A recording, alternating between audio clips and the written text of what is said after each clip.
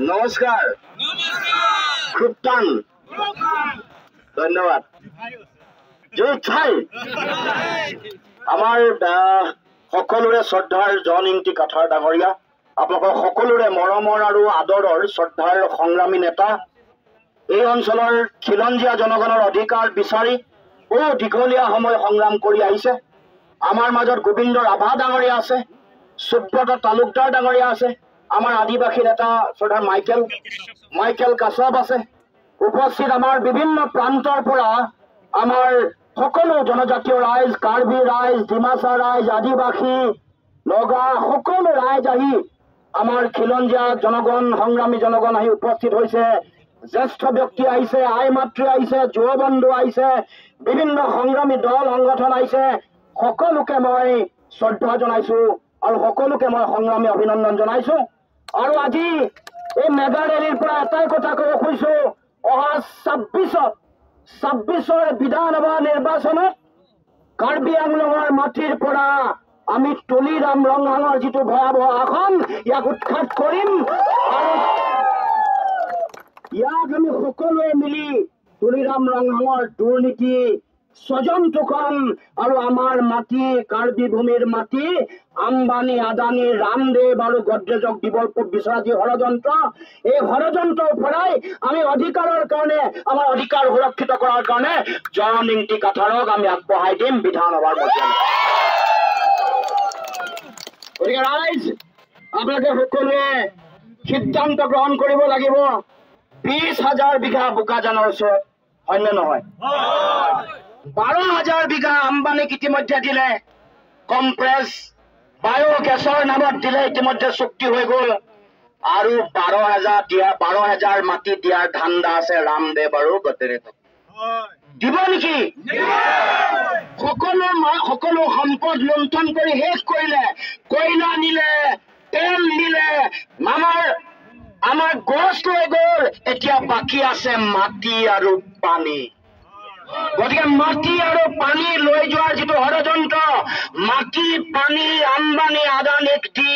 তুলিৰাম ৰংহাঙে ২০০ কোটি টকাৰ ঘৰ বনোৱাৰ যিটো সিদ্ধান্ত যি লক্ষ্য এইটো কাৰ্বি আংলঙৰ ৰাইজে কেতিয়াও মানি লোৱা নাই মানি নলয় গতিকে ৰাইজ মই দীঘলীয়া কথা নকওঁ আমি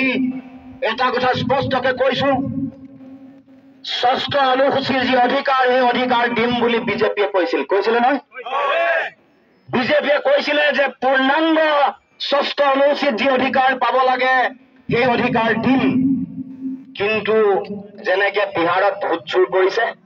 কাৰ্বি আংলঙতো ৰাইজৰ অধিকাৰ বিজেপিয়ে চুৰ কৰিছে সেই অধিকাৰ আমি পাব লাগিব এয়া আমাৰ সাংবিধানিকভাৱে দিয়া অধিকাৰ জন্মস্বত্ব অধিকাৰ গতিকে ৰাইজ মই দীঘলীয়া কথা নকওঁ এটা কথা কৈছো আমাৰ জনজাতীয় যিসকল ব্যক্তি আছে তেওঁলোকৰ অধিকাৰ কাঢ়িবৰ কাৰণে বিজেপিয়ে কাম কৰি আছে তাক বাধা দিব লাগিব বিজেপি জনজাতীয়সকলৰ শত্ৰু এই কথা আপোনালোকে বুজি পাব লাগিব বিজেপি খিলঞ্জীয়া ৰাইজৰ শত্ৰু সেইকাৰণে ৫৫,০০০ বিঘা উচ্ছেদ কৰিব খোজা মাটিৰ ৪৯,০০০ বিঘা মাটি জনজাতীয় ৰাইজৰ মাটি ৪৯,০০০ বিঘা ট্ৰাইবেল এৰিয়াৰ মাটি এই কথা আপোনালোকে বুজি পাব লাগিব গতিকে বিজেপি ট্ৰাইবেল সকলৰ শত্ৰু জনজাতীয় ৰাইজৰ শত্ৰু গতিকে বিজেপিক উৎখাত কৰিব লাগিব আৰু বিজেপিক উৎখাত কৰাৰ এই সংগ্ৰামত অকল কাৰ্বি ডিমাচা সকলোৱে নহয় ইয়াত থকা সকলো খিলঞ্জীয়া ৰাইজে সমৰ্থন দিব লাগিব সকলো ওলাই আহিব লাগিব আৰু সেই আহ্বান দিবলৈকে মই ইয়ালৈ সেই আহ্বান জনাবলৈকে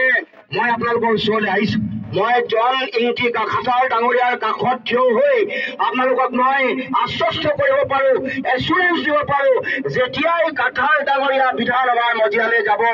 আপোনালোকৰ খিলঞ্জীয়া মানুহৰ ইয়াৰ যিসকল খিলঞ্জীয়া ৰাইজ আছে তেওঁলোকৰ অধিকাৰক লৈ চিন্তা কৰিব নালাগে সকলোকে তেওঁ মৰম কৰিব সকলো খিলঞ্জীয়া কাৰ্বি ডিমাচাৰ উপৰিও আন খিলঞ্জীয়া ৰাইজৰ যিবোৰ সমস্যা আছে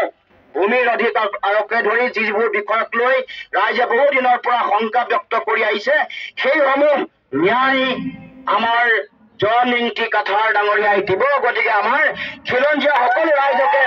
তেখেতৰ হাত শক্তিশালী কৰিবৰ কাৰণে মই আহ্বান জনাইছো। তেখেত শক্তিশালী হলেহে কাৰ্বি ভূমি শক্তিশালী হব, কাৰ্বি আংলঙৰ মানুহৰ অধিকাৰ সুৰক্ষিত হব। এইখিনিকে কৈ মই সকলোকে মোৰ তৰফৰ পৰা শ্ৰদ্ধা জনাইছো, সেৱা জনাইছো। সকলোৰে আশীৰ্বাদ বিচাৰিছো যাতে অসমৰ কাৰণে, কাৰ্বি আংলঙৰ কাৰণে, জনজাতীয় মানুহৰ কাৰণে, খিলঞ্জীয়া থলগিৰি ভূমিপুত্ৰ মানুহৰ কাৰণে যাতে সদায় যুঁজি থাকিব পাৰো, মেৰুদণ্ড পোনাই শিৰ উচ্চ কৰি। ধন্যবাদ। জয় অসম।